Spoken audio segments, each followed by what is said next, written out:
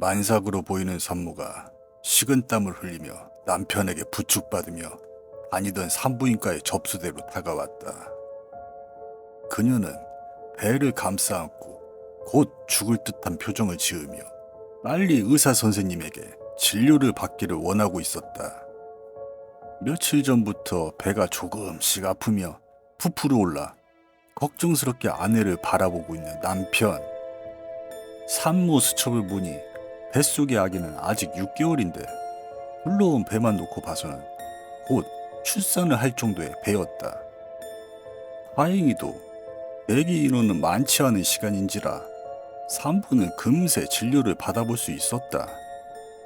2주일쯤 전에 남편과 함께 휴양차 해외로 여행을 다녀왔으며 태동을 못 느낀 지 좀 된 것 같고, 그럼에도 배는 자꾸 불러온다고 걱정스럽게 담당 의에게 털어놓았다.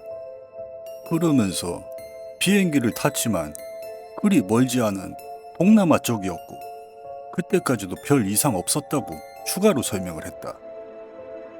여자는 자신의 아기에게 무슨 일이 있을 것이란 생각은 전혀 하지 않았고, 산모가 임신 중에 배가 아파오는 것은 자주 있는 일이니까 그때까지도 걱정을 전혀 하지 않았다고 한다. 혹시라도 아이가 여행 중에 놀라 태동이 주른 거 아니냐고 걱정스럽게 의사에게 다시 한번 강조하며 말했다. 담당의는 여자의 말을 다 듣고 고개를 끄덕이며 어디 한번 봅시다. 초음파실로 들어가 주세요. 라고 말했다. 여자는 초음파로 아기의 상태를 보기 위해 조심스럽게 진료대에 누웠다. 보통 초음파를 볼 때면 산모나 의사 모두 아기가 이렇다 저렇다 이야기를 주거니 받거니 하지만 어째서인지 초음파실에는 긴장감과 불안한 침묵만이 있을 뿐이었다.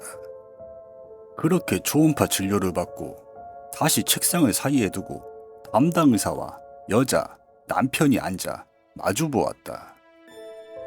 태아는 이미 죽은 지 오래됐었고 탯줄이 아기의 목을 감은 것이 원인이라고 의사는 말했다. 그러면서 배가 불러온 것은 애가 잘 큰 게 아니라 이미 썩어서 가스가 생겼으니 불러온 거지 라고 부연 설명을 해줬다. 의사의 그 말에 여자는 얼굴이 새파랗게 질려 소리 질렀다.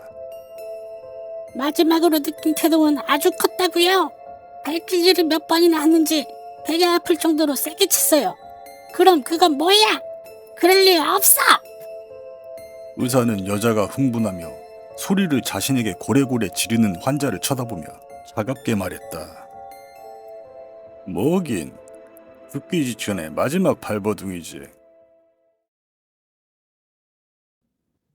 저는 맨홀을 청소하는 일을 하고 있습니다.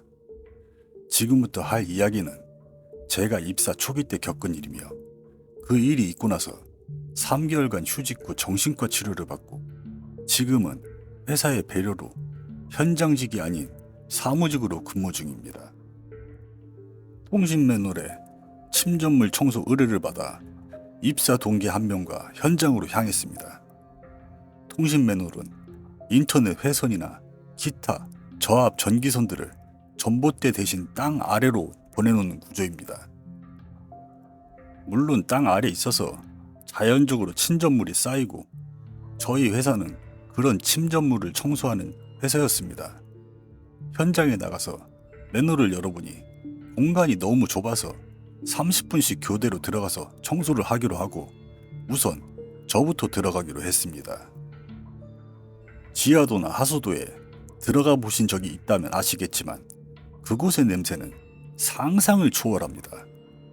쥐 배설물, 시궁창 오물, 온갖 썩은 냄새는 베테랑 직원들도 매번 들어갈 때마다 욕이 나올 정도입니다. 저 같은 신입이면 말 다 했죠. 그래도 일단 작업을 할 수밖에 없으니 들어가게 됐습니다. 잠시 작업을 하다 보니 괜히 스산한 느낌에 밖에 있던 입사 동기에게 말을 걸었습니다. 민혁씨, 밖에 있죠? 네, 저 여기 있어요. 여기 냄새 장난 아니네요. 코 밑에 파스라도 바를까봐요. 하하, 그럼 파스 냄새까지 섞일걸요? 우리들은 시답잖은 농담을 하며 작업을 이어가고 있었습니다. 저 화장실 좀 다녀와도 될까요? 곧 교대 시간이 오는 터라 볼일은 미리 보고 오는 게 예의였습니다. 실제로 저희 회사 교대 근무 지침이기도 했습니다. 네, 다녀오세요. 저도 잠시 쉴 겸 휴대폰을 보고 있었습니다. 그렇게 동료가 화장실을 간 뒤로 꽤나 시간이 흘렀지만 돌아오진 않았습니다. 나는 큰 걸 보나보다 생각하고 휴대폰을 계속 보고 있었습니다. 그렇게 시간을 보내는 찰나 앞쪽에 보이는 하수도 구멍에서 이상한 소리가 들려왔습니다. 쥐가 기어 다니면서 나는 소리는 절대 아니었습니다.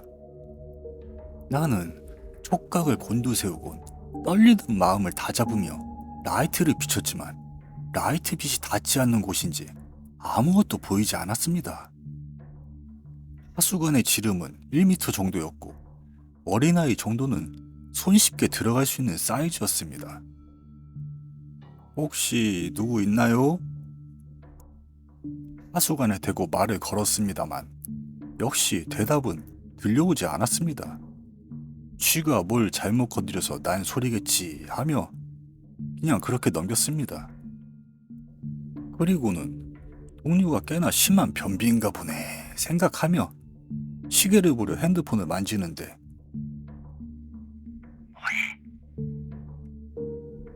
낯선 여자의 목소리였습니다. 그것도 귀 바로 옆에서 들려온 소리. 저는 너무 놀라서 몸이 굳어버렸습니다. 움직이는 걸 떠나서 숨도 못 쉴 정도였습니다. 하지만 더 이상 들려오는 소리는 없고 도저히 안 되겠다 싶어 필사적으로 고개를 돌려 주위를 살펴봤습니다. 주위엔 당연하다는 듯이 아무것도 없었습니다. 예초에 이 공간은 제가 혼자 서 있기도 좁았고 온몸에 더 이상 소름이 돋을 공간도 없을 정도였습니다. 나는 살짝 겁도 나고 해서 뭐야? 누구야? 라고 외쳐봤지만 역시나 아무런 대답도 없이 나의 외침만 메아리 치며 들릴 뿐이었습니다. 고요 속에 아무런 대답도 없었고 나는 신경이 곤두선 채로 시간이 흘러가는 것만을 느꼈습니다. 분명 귓가에서 소리가 들렸다고 확신을 했었고 착각이라 하기에는 내 정신이 너무나도 멀쩡해 착각이라고 생각할 수도 없었습니다. 그러다 이내 아무 일도 안 일어나니 내가 잘못 들었다고 생각을 하게 됐습니다. 그리고는 이제 그만하고 올라가야겠다 싶었습니다. 여전히 몸은 떨려오지만 아무 일 없다는 듯 생각하며 맨홀 위로 올라가려는 찰나 야! 여자 목소리였습니다. 야! 네, 그것은 분명히 여자 목소리였습니다. 뭐해.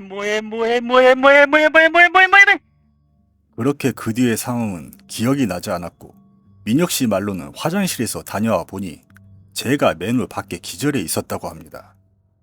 그리고 본인 말로는 화장실에 다녀온 시간은 채 3분도 걸리지 않았다고 합니다. 그 후로 나는 정신과 치료를 받으며 집에서 휴식 기간을 보냈고 지금도 같은 회사에서 회사 측의 배려로 사무직으로 근무하고 있습니다. 7년이 지난 지금도 그때를 생각하면 소름이 돋습니다. 남들은 없어서 못 먹는다는 전복. 나는 그런 전복이 너무나도 흔한 제주도에서 살았다.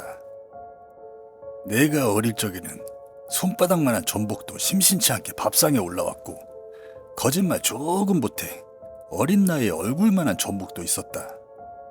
그런 전복 껍데기는 물 빠짐이 좋아서 비누나 수세미를 담는 용기로 쓰이고는 했었다.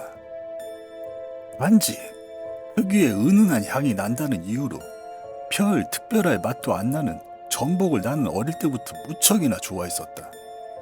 하지만 사소한 이유 하나로 인해 20대부터 전복을 안 먹게 되었다. 가족들과 함께 일식집을 갔는데 스키다시로 작은 활전복들이 몇 마리 올라왔다. 그때까지만 해도 전복을 참 좋아했던 나는 당연하다는 듯 전복부터 집어들게 되었다. 나는 전복 껍데기를 발라 아무 생각 없이 젓가락으로 그대로 전복의 몸통을 관통시켰다. 그런데 난생 처음으로 그 전복에게서 이상한 점을 발견하게 됐고 그것을 자세하게 관찰을 하게 됐다. 뭔가 징그러운 촉수 같은 것이 튀어나왔는데 그 촉수 같은 것이 엄청 아프다고 말하듯이 꾸물떡 괴상하게 움직이고 있었다. 그때 처음으로 기겁을 하며 전복을 스며시 내려놓았다. 아버지는 사내 자식이 이런 거 가지고 그러냐며 식당 점원에게 전복을 익혀서 달라고 부탁하시고는 사실 본인도 전복은 안 드신다라고 처음으로 말씀하셨다. 그래서 나는 조금 의외라는 듯 아버지에게 이유를 물어보게 됐다. 아버지는 회상을 하시며 천천히 말씀하시길 본인이 사회 초년생일 때 회사의 상사와 함께 배를 타고 바다 낚시를 나갔다가 실종이 되었다고 한다. 아버지와 주변 사람들은 상사의 실종에 신고를 했고 바다에서 경찰들과 함께 수색을 했다고 한다. 이윽고 시간이 꽤 지나며 그분의 시신을 발견하게 됐고 건져 올려진 시신에서는 전복들이 군데군데 붙어 있었다고 한다. 아버지에게 그 인상이 너무나도 강렬하여 그 후로는 전복을 입에 대지 않으셨다고 한다. 어릴 때부터 밥상에 올라온 전복들도 우리들 몸 건강하라고 사온 거라고 말씀하셨다. 나는 그때 허겁지겁 먹느라 아버지께서 전복을 안 드시는 것은 꿈에도 몰랐었다. 그리고 여러분들 그거 아시는가? 전복 껍데기는 자기들이 주로 먹은 먹이에 따라 색깔이 달라진다는 걸. 잡식성인 전복은 이것저것 아무거나 다 먹는다.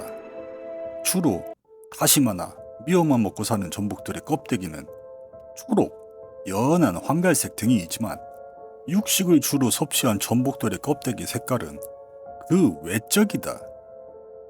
어디서 굴러다니면서 뭘 먹고 자랐는지는 모르겠지만 바다에 빠진 시신들도 그들의 먹이의 대상일 뿐이다. 오늘의 이야기는 여기까지입니다. 이야기가 무섭고 재미있으셨다면 구독, 좋아요 부탁드립니다. 시청해주셔서 감사합니다.